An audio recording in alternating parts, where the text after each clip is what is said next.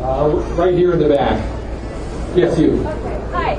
Congrats on your movie finally coming out. Thank you very much. I was wondering if there's anything currently on television or in film that you recognize your work on the X-Files has had an influence on. What a great question. The things, other films or television programming influenced by the X-Files, in your opinion? Paris Hilton's The Simple Life.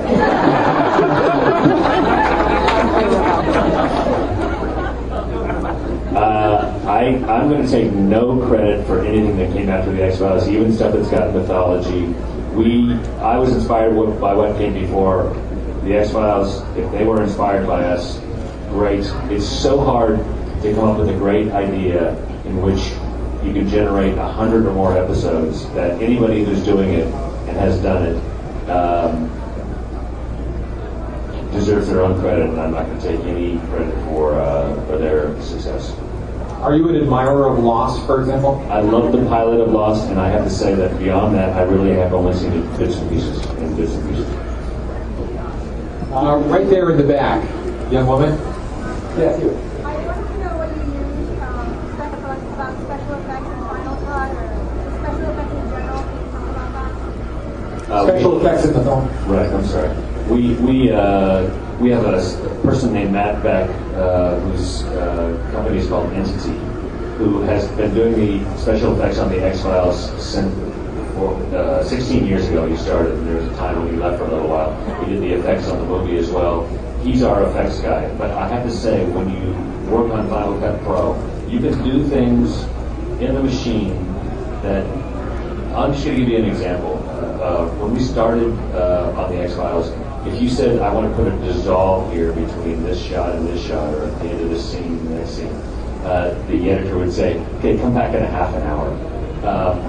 Now, everything is done instantly. You can actually take a shot that's got a little bit of a bounce and a camera move, and you can stabilize it right in the machine. There's so much that you can do on Final Cut. They say that you'll actually be able to finish. If you have a system in your home, you'll be able to do your final mix in your home eventually. That everyone and anyone will be a filmmaker soon if they aren't already. There's a good place right over there, sir, standing in back. Thanks for bringing Mulder and Scully back. I really miss them.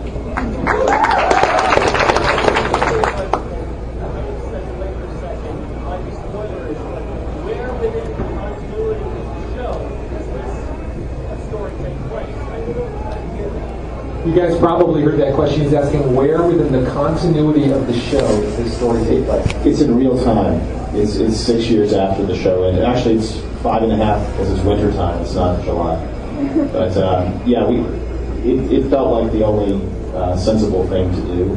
We had gotten older, David and Jillian kind of passed with them too, and it became a much more interesting story, allowing for that 6-year period to elapse and revisiting the characters after all these experiences we haven't seen. And let's see, right over here, sir. Mentions of Lost actually earlier. Shows like Lost and Battlestar Galactica, which are very episodic, have show bibles, or they're very thought out from the start. And I was just curious, since the X-Files is such a mythology-driven show, how much of it was pre-planned and how much of it was made on like a season-by-season basis? How much of the X-Files overall story was pre-planned and how much was made up season by season?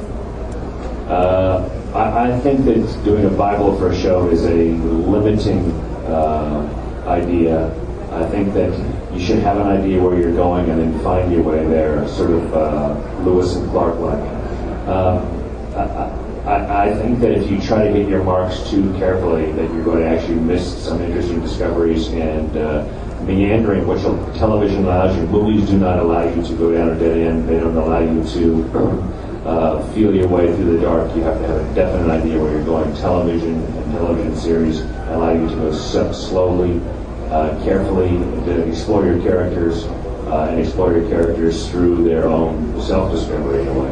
I have to say that was one of the great joys of doing the X-Files was discovering an actor. You know, Mitch Pileggi or Whitney Davis or Nick Lee. I mean, there's a long list of Lone Gunmen where if we had a strict Bible, none of those characters could have developed into what they became. And so I year by year, we had an idea where we wanted to go that year. And then obviously the continued success of the show forced us to go on past the point any of us ever anticipated we'd be going. But yeah, I think it's much more organic and fun to not map it out so perfectly. Also, let me say this, is that Lost actually knows when it's going to end now. They've actually proclaimed an end date. We never had that choice, really. The show in season 6, I think that's when they're going to end the show, if I'm not mistaken, was still a top 10 rated show for Fox. They weren't ready to take or about to take it off the air. So we just kept telling the stories. It's actually a challenge to actually be inventive year after year after year. And I actually think that's where some of the best work comes from, because you're forced then to really put your thinking cap on and really do what I think a lot of television creators don't do, which is, after 5 years, they just sort of like say adios and leave the show. That's when the really interesting part begins. So does that mean that from series 6, 7, and 8, every year you had to be prepared that could be the final year? No, we were actually never prepared. We didn't even think it was going to end in season 9, and then we had a late premiere in season 9, and it happened to come after the Twin Towers, and everything had changed in America by then. And also, we had a situation where David Duchovny had left the show, and so he was kind of an absent center in the show. But everything had changed. The audience that had shown up for so many years in season 9, as Frank he actually has an interesting story about the New York Times. There was an audience that just didn't come to the show, and something had changed, and it was, I think there was a mood in America that had changed. Other questions right here, sir.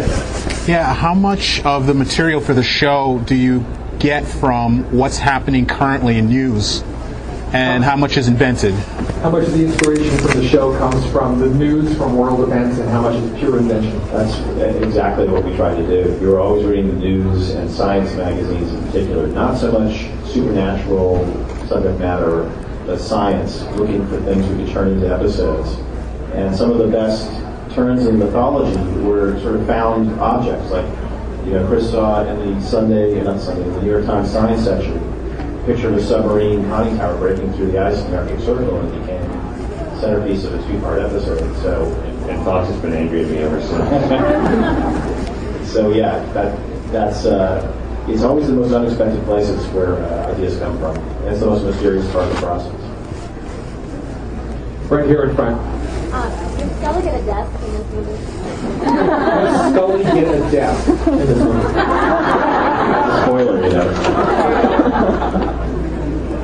I'm going to go on record here tonight in New York City and say yes, Scully is a desk. I'll also tell you that if you look really carefully on the DVD, you can find out where she went to college.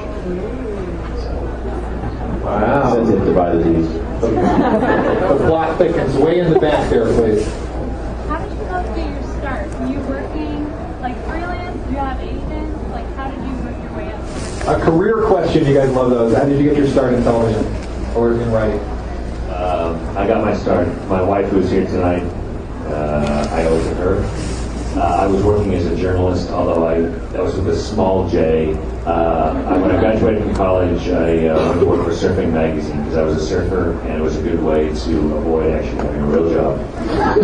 So I got to go around the world writing about surfing, and it was great, and I made no money whatsoever. And then I realized that I was going to run this course, although I did learn how to run a magazine, and to put one out 12 issues a year. It was a very good lesson in doing something serially.